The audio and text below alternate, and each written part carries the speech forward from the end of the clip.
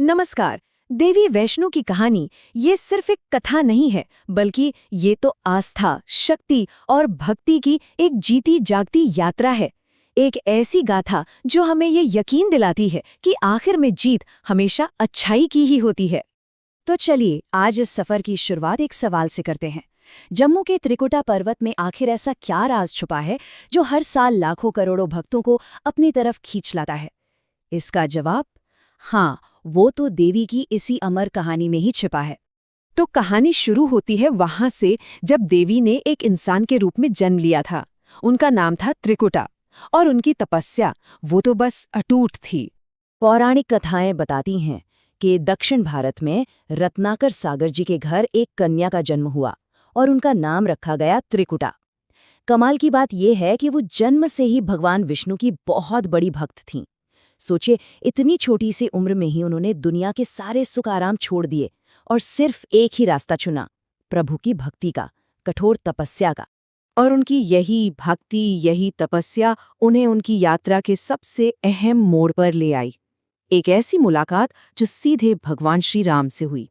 तो बात है त्रेता युग की। भगवान राम अपने वनवास पर थे और तभी उनकी मुलाकात हुई त्रिकुटा से। त्रिकुटा ने जैसे ही श्री राम को देखा, उन्होंने मन में ठान लिया कि वो उन्हें ही अपने पति के रूप में पाना चाहती हैं।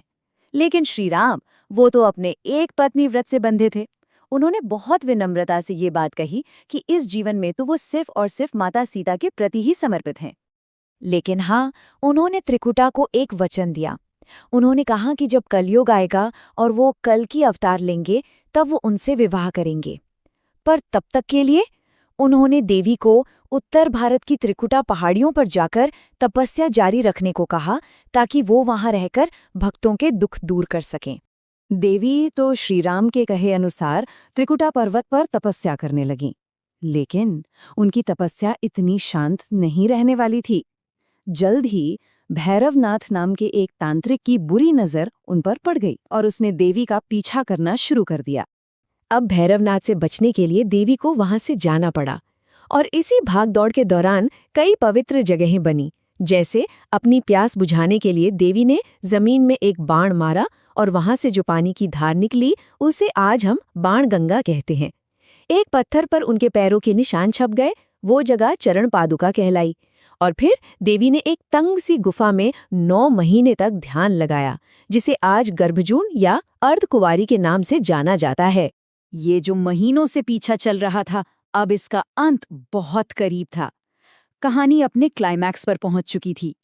अब देवी और भैरवनाथ का आमना सामना होना तय था। आखिरकार गुफा से बाहर निकलकर देवी ने अपनी सारी तपस्या की शक्ति को प्रकट किया। उन्होंने महाकाली का एक विकराल रूप धारण किया और एक ही वार में भैरवनाथ का सिर धड़ से अलग कर दिया। और मृत्यु के उसी आखिरी पल में भैरवनाथ को अपनी भयानक गलती का एहसास हुआ। उसे समझ आ गया कि वो किसी साधारण स्त्री का नहीं, बल्कि खुद आदिशक्ति का पीछा कर रहा था। पछतावे से भरकर उसने माँ से माफी की भीख मांगी। और यहीं पर माँ की महानता, उनकी दया दिखाई देती है।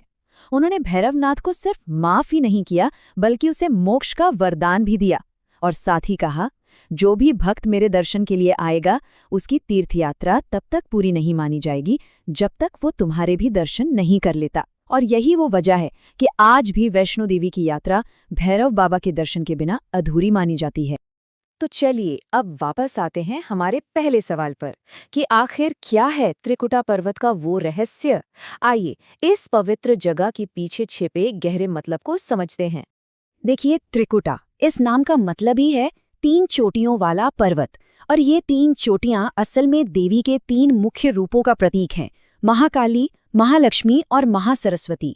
ये दिखाता है कि देवी की शक्ति हर जगह, हर रूप में मौजूद है। और जो मुख्य पवित्र गुफा है, उसके अंदर देवी की कोई हाथ से बनाई हुई मूर्ति नहीं है, बल्कि वहां पर पत्थर की 3 प्राकृतिक संरचनाएं हैं, जिन्हें पवित्र पिंडियों के रूप में पूजा जाता है। ये इस बात का सबूत है कि देवी यहाँ खुद ब खुद प्रकट हुई हैं, यानी वो स्वयंभू हैं। और इस जगह का सबसे गहरा रहस्य यहीं छुपा है। ये जो तीनों पिंडियां हैं, वो एक ही चट्टान से निकली है, उनका बेस एक ही है, लेकिन फिर भी तीनों का रंग और बनावट एक दूसरे से बिल्कुल अलग है। ये देवी के अनेक रूपों में एकता का एक अद्भुत प्रतीक है।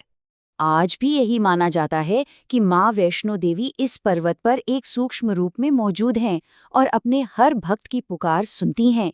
इसीलिए उनके दरबार को न्याय का दरबार भी कहा जाता है। और वो जो तंग सी गुफा है जिससे भक्त होकर गुजरते हैं, वो एक तरह से शुद्ध होने की और एक नए आध्यात्मिक जन्म की यात्रा का प्रतीक है। तो ये थी देवी वैष्णो की अमर कथा। यह हमें सिखाती है कि सच्ची भक्ति और धर्म के रास्ते पर चलने वालों की रक्षा खुद देवी करती हैं। प्रेम से बोलो, जय माता दी।